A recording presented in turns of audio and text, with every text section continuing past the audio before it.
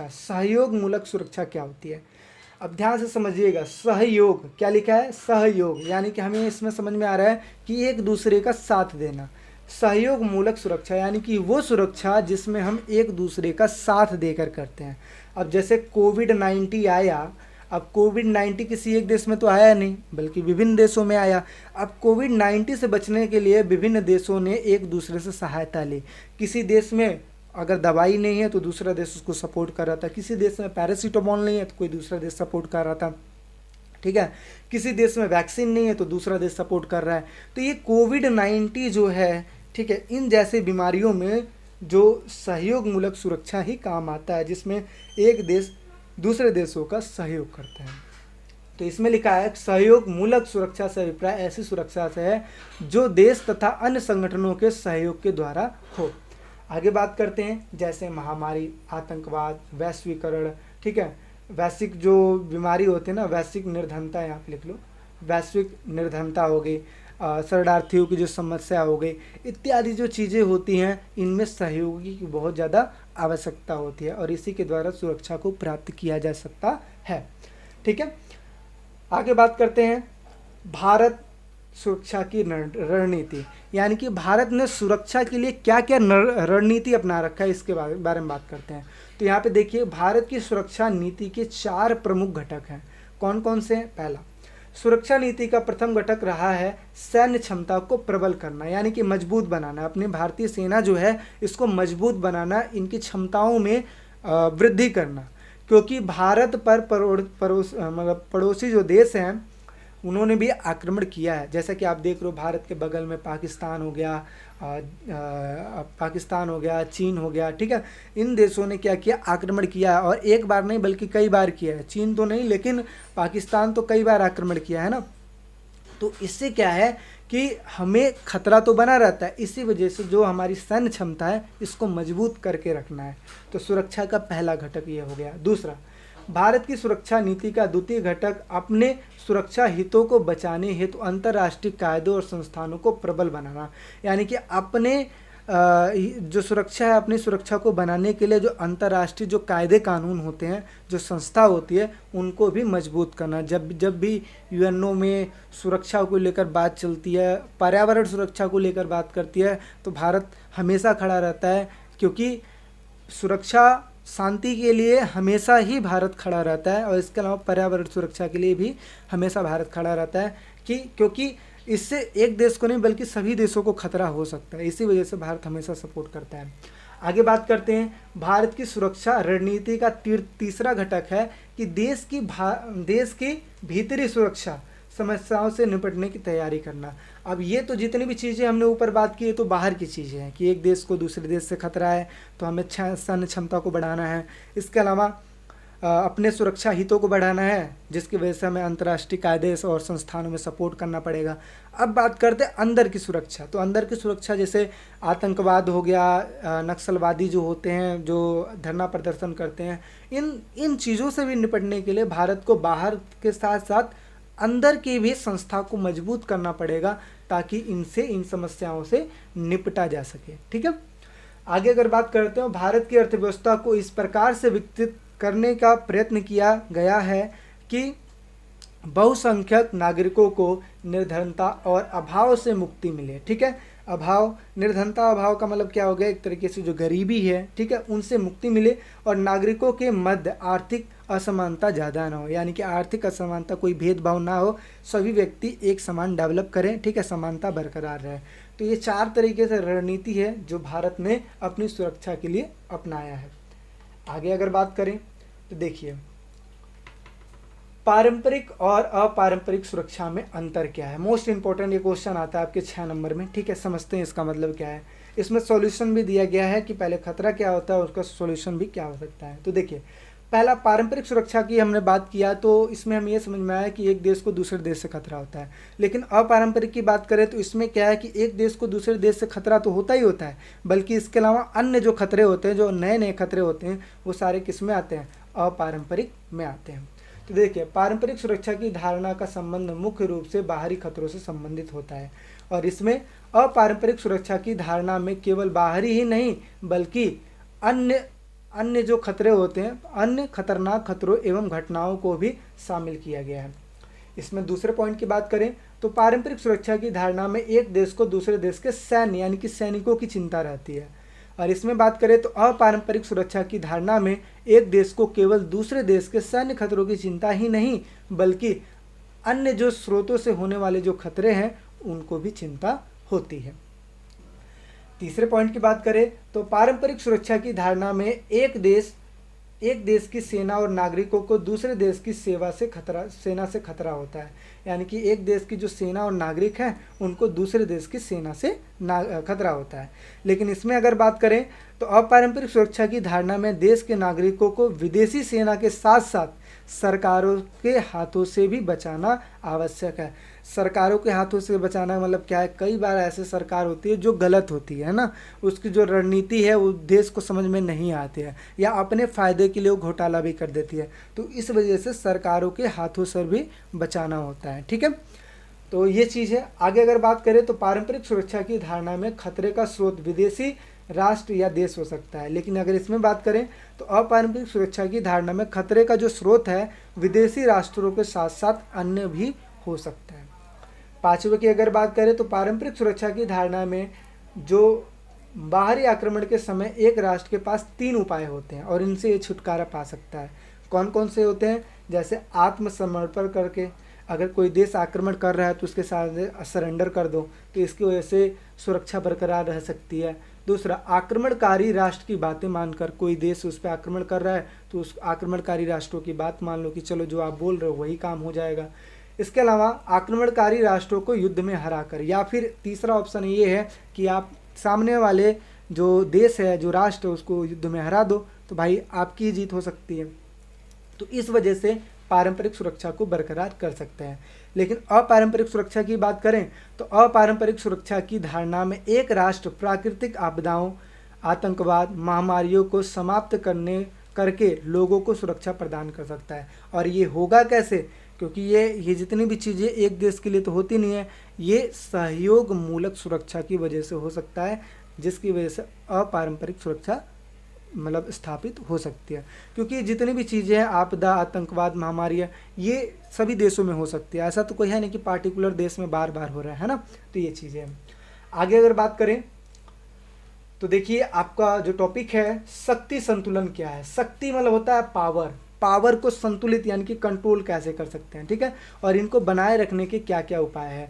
तो शक्ति संतुलन बहुत ही ज़्यादा इंपॉर्टेंट है, इस चीज़ को समझिए। क्योंकि शक्ति संतुलन अगर रहेगा तो इससे क्या होगा, युद्धों की संभावना बहुत कम हो जाती है।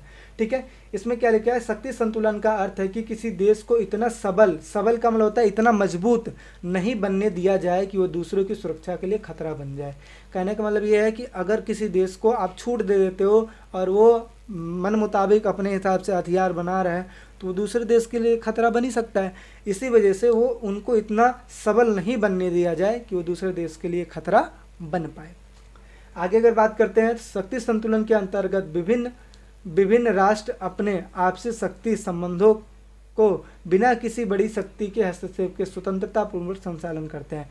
कहने का मतलब है अगर किसी देश में कोई दिक्कत आ गई, कोई समस्या आ गई, तो उसमें वो किसी दूसरे देश से सहायता नहीं मांगेगा, बल्कि वो अपने ही दिमाग से अपने मतलब जितने मुद्दे हैं उनको देखते हुए वो डिसीजन लेगा, जिसकी वजह से मतलब लड़ाई झगड़ा ना हो। यानी कि इसमें जो बड़ी शक्ति है उससे सपोर्ट नहीं लेना है, बल्कि स्वतंत्र पूर्वक खुद के द्वारा ही संचालित करना है, यानी कि निर्णय देना है। ठीक है, तो शक्ति संतुलन का अर्थ हमें ये समझ में आया कि किसी दूसरे देश को इतना सबल ना बनने दिया जाए कि दूसरे देश के लिए खतरा बन सके। अब इसको बनाए रखने के क्या क्या उपाय हैं, तो पहला है कि गठजोड़ और प्रतिगठजोड़।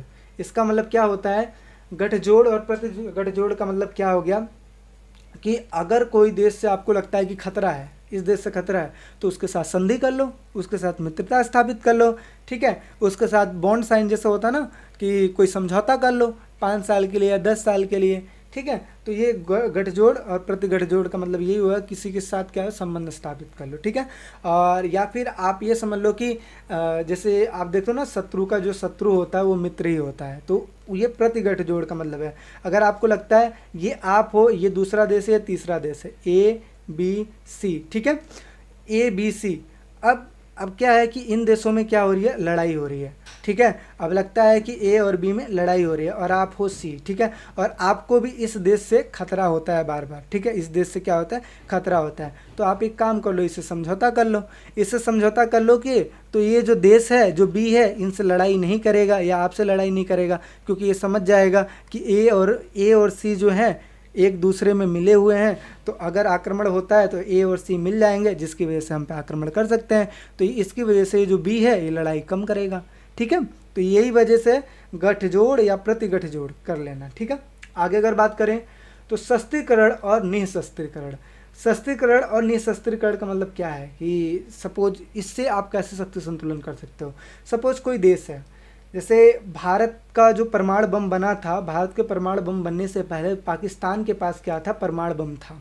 तो पाकिस्तान के पास परमाणु बम था, तो वो समझ चुका था कि भाई मैं पावरफुल हूँ और कोई देश आदमियों से तो जीतता नहीं है, हथियारों से जीतता है। तो इसी वजह से वो बार बार आक्रमण कर रहा था भारत पे। तो भारत ने भी जब परमाणु बम बनाया था, ठीक है, जब परमाणु बम उन्होंने बनाया था, तो जिसकी वजह से जो पाकिस्तान है ये भी अपने लिमिट में आ गया कि भाई अब तो लगता है कि लड़ाई झगड़ा करना ये पॉसिबल नहीं है, क्योंकि भारत के पास भी परमाणु बम आ गया है। तो शस्त्रीकरण का मतलब समझ में आया कि भारत के पास नहीं था तो भारत को बनाना, यानी कि शस्त्रीकरण का जब प्रोडक्शन हो गया, तो इसकी वजह से पाकिस्तान मतलब उतनी जो फॉर्म में था, जो लड़ाई पहले कर रहा था, वो अब नहीं करता है, ठीक है।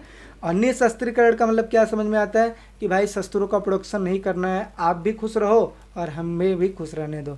जब शस्त्र आपके पास भी नहीं रहेंगे, जब शस्त्र हमारे पास भी नहीं रहेंगे, तो हम लड़ाई नहीं करेंगे, ठीक है। देखो लॉजिकल चीज़ें आप खुद समझोगे तो समझ में आएगा। मैं जस्ट एग्जाम्पल दे के आपको चीज़ें समझा रहा हूँ, ठीक है। शस्त्रीकरण करके यानी कि दूसरे देश के पास शस्त्र है और वो ज़्यादा अपने आप को उछल कूद मान रहा है कि भाई अब तो लड़ाई कर देगा वो, तो आप भी क्या करो, शस्त्रों का प्रोडक्शन कर लो, यानी कि शस्त्रीकरण कर लो, जिसकी वजह से उसको भी लगेगा कि भाई अब इसके पास भी शस्त्र आ गया, लड़ने झड़ने से कुछ फ़ायदा है नहीं। और निःशस्त्रीकरण का मतलब क्या है कि जब दोनों के पास शस्त्र आ गए हैं तो भाई शस्त्रों के प्रोडक्शन को रोक दो, क्योंकि हमें पता है कि शस्त्र जितने ज़्यादा बनेंगे लड़ाई झगड़े की संभावना उतनी ज़्यादा होने लगेगी। ये 2 पॉइंट।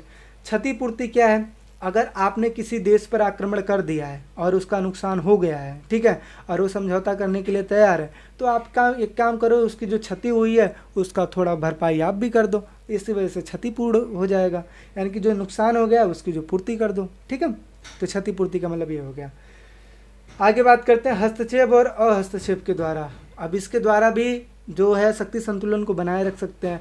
हस्तक्षेप करके मतलब क्या है कि अगर एक देश, जस्ट एग्जांपल के लिए ले रहा हूँ, अगर एक देश बहुत ज़्यादा मजबूत है और दूसरा देश क्या है, बहुत ज़्यादा कमज़ोर है, ठीक है, और आप क्या हो, सी हो और आप भी बहुत ज़्यादा मजबूत हो, तो आपको लगता है कि जो ए देश है और बी देश को पछाड़ सकता है और बी देश की गलती है नहीं, तो उस टाइम पे आप क्या कर सकते हो, हस्तक्षेप कर सकते हो इन दोनों के मामले में और ए वाले को आप समझा सकते हो।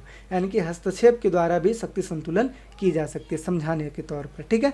और अहस्तक्षेप के द्वारा इसमें क्या है कि जब लड़ाई हो रही है, ठीक है, जब लड़ाई हो रही है तो उसमें क्या करो, आप हस्तक्षेप ना करो, ठीक है, क्योंकि अगर आप हस्तक्षेप कर रहे हो तो हो सकता है कि जो लड़ाई है ये और अधिक हो जाए, इस वजह से हल्के फुल्के तौर पर ये लड़ाई करके हट जाएंगे, ठीक है, ज़्यादा नुकसान नहीं होगा। लेकिन आप अगर अपनी शक्ति के द्वारा किसी एक को भी सपोर्ट करते हो तो उस टाइम पे क्या होगा कि युद्ध की जो संभावना है और बढ़ जाएगी।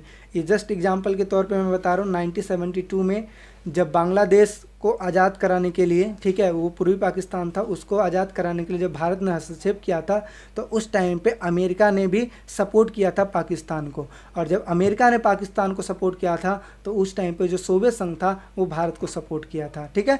तो इस वजह से ये संभावना यानी कि जो सुरक्षा है ये मतलब ऐसा लग रहा था कि तृतीय विश्व युद्ध हो जाए, यानी कि भयानक युद्ध हो जाएगा, ठीक है, क्योंकि इसमें अमेरिका भी आ गया था, सोवियत संघ में भी आ गया था, पाकिस्तान भी था, भारत भी था, बांग्लादेश भी था, तो ऐसा लग रहा था कि भयानक चीज़ हो सकता है। इसी वजह से क्या है, अहस्तक्षेप के द्वारा भी आप शक्ति संतुलन को कायम कर सकते हो, ठीक है। आगे बात करते हैं संतुलनधारी। संतुलनधारी का मतलब क्या होता है कि अगर आपको लगता है कि कोई एक देश है जो बहुत ज़्यादा मतलब बड़ा है और जो दूसरा देश है, ठीक है, जो बहुत ज़्यादा छोटा है, तो उसमें क्या है कि आप ए देश बी देश पे आक्रमण कर रहा है तो उस टाइम पे आप बड़ा देश हो तो आप एक काम करो, छोटे देश को सहायता कर दो। जब छोटे देश की सहायता कर लोगे तो जो बड़ा देश है ये ऐसे ऑटोमेटिक समझ जाएगा कि इसके साथ तो इस देश की सपोर्ट है, तो लड़ाई करने से फ़ायदा नहीं है, क्योंकि ये इससे इसके साथ लड़ाई हो जाएगी। तो इसी वजह से ये शक्ति संतुलन में आ सकता है। ठीक है, बाकी मैं सारी चीज़ को समझाने की कोशिश किया हूँ, एक बार आप खुद सोच के देखना, आपको और भी कई सारे एग्जाम्पल समझ में आ जाएंगे। ठीक है, आगे तो ये था आपके चैप्टर का जो लास्ट टॉपिक है वो। आई होप सारी चीज़ें आपको समझ में आई होगी।